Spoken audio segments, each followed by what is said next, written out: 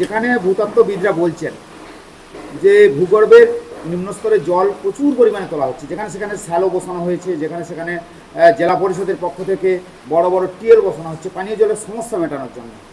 কিন্তু ভূগর্ভের যে জল তুলে নেওয়া হচ্ছে তাতে করে কিন্তু আগামী দিনে একটা ভয়ঙ্কর চিত্র দেখা যেতে পারে। ভূ গবেষকরা বলছে, কী বলবেন? এটা সত্যি সত্যি সমস্যা। এটা শুধুমাত্র যে সুন্দরবন এলাকা নয়, আমাদের ঋষি বঙ্কিম নয়, এটা সারা ভারতবর্ষ তথা সারা পৃথিবীরই সমস্যা। কিন্তু আমাদের পঞ্চায়েতের পক্ষ থেকে খুব ছোট স্তরে আমাদের গ্রাম পঞ্চায়েতে পরিবেশকে রক্ষা করার জন্য নানা রকমের পদক্ষেপ নিয়েছেন।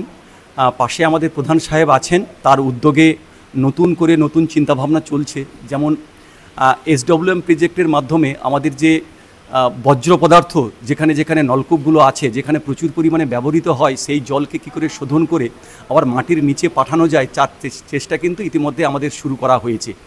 এবং পঞ্চায়েতের মাধ্যম থেকে গ্রামেতে প্রচুর পরিমাণে গাছ বিতরণ করা হচ্ছে, যাতে গাছ প্রচুর পরিমাণে হয়ে পরিবেশটা সুন্দর থাকে, তার চেষ্টা করা হচ্ছে।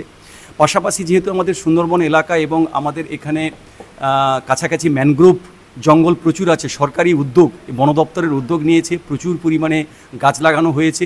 আপনি গত 5 বছর 7 বছর অর্থাৎ ইয়াসের পরে আমাদের নদীর নোনা জলের যে ম্যানগ্রোভ অঞ্চল এক প্রকার প্রায় ধ্বংস হয়ে গিয়েছিল, যেটুকু ছিল সেইটুকুতেই কিন্তু আমাদের সুন্দরবনের এলাকা, আমাদের নদীবাঁধগুলো কিন্তু রক্ষা পেয়েছে। বর্তমানে আপনি যদি যান, গত 4-5 বছর গভর্নমেন্ট এতভাবে উদ্যোগ নিয়েছে এবং আমাদের গ্রামবাসীরা সেই উদ্যোগে সাড়া দিয়ে রক্ষা করার জন্য গাছ কাটতে যাওয়া অনেকটাই কমিয়েছে। একদম যে বন্ধ হয়েছে বলবো না, অনেকটাই কমিয়ে দিয়েছে, প্রায় নেই বললেই চলে। গরু বাছুর যেগুলো যেত গাছ নষ্ট করতো, সেগুলো মাছ ধরাও আস্তে আস্তে কমে গেছে। ফলে প্রচুর পরিমাণে ম্যানগ্রোভ তৈরি হয়েছে। আগে যেখানে যেখানে ফাঁকা দেখা যেত, এখন কিন্তু সেখানে জঙ্গলের ভেতরে ঘন জঙ্গল হয়েছে। ফলে আশা করছি, মানুষের চাহিদা আছে বটে, কিন্তু আশা করছি পঞ্চায়েত সরকার যদি যৌথভাবে উদ্যোগ আরও বেশি করে নিতে পারি, আমরা মানুষকে সচেতন করাতে পারি, আশা করি আগামী দিনে অনেকটা হলেও আমরা পরিবেশকে রক্ষা করতে পারবো। কিন্তু মানুষের চাহিদা, মানুষের লোভ, সেইটাকে সচেতনতার মাধ্যমে আস্তে আস্তে করে নিরসন করা ছাড়া আমাদের কাছে আর অন্য কোনো উপায় নেই।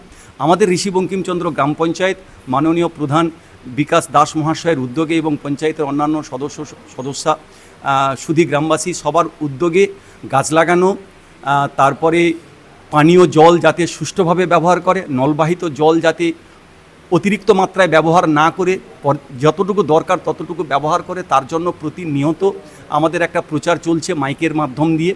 তার সঙ্গে সঙ্গে একটা বিশেষ উদ্যোগ আমাদের পঞ্চায়েত থেকে নেওয়া হয়েছে।